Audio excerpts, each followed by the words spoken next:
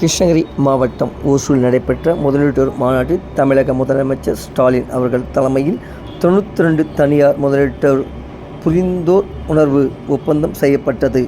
கிருஷ்ணகிரியில் மாவட்ட ஓசூர் தளி உள்ளிட்ட பல்வேறு இடங்களில் நடைபெற்ற உள்ள நிகழ்ச்சியில் கலந்து கொள்வதற்காக தமிழக முதலமைச்சர் மு.க. ஸ்டாலின் தனி விமானமாக வருகை தந்தார்.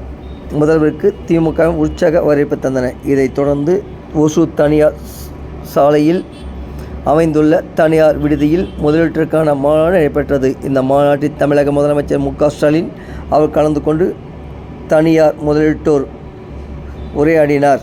பின்னர் 92 தனியார் முதலீட்டு புரிந்த உணர்வு ஒப்பந்தம் செய்யப்பட்டது. இதன் மூலமாக 24,307 கோடி முதலீட்டின் மூலமாக 49,359 பேருக்கு வேலைவாய்ப்பு, இதன் அனைவருக்கும்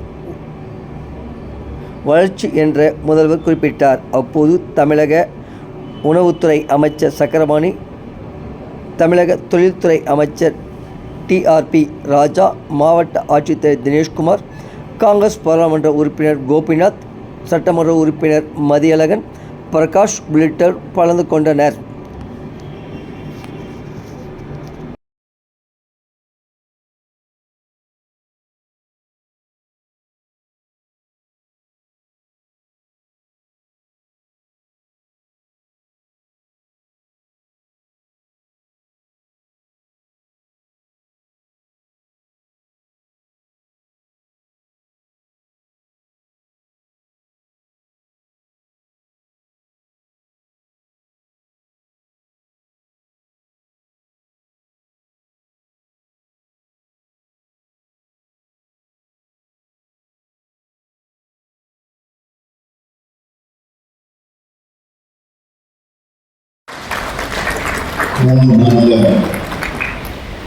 இந்த முதலீட்டாளர் மாநாடு மூலமாக எல்லாம் சந்திப்பதில் நான் மிகுந்த மகிழ்ச்சி அடைகிறேன்.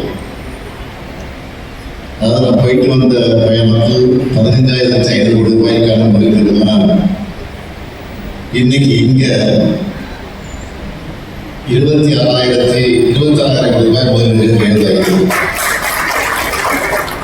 அதாவது நம்மளோட ரெக்கார்டை நாம் தான் மீட் பண்றோம்.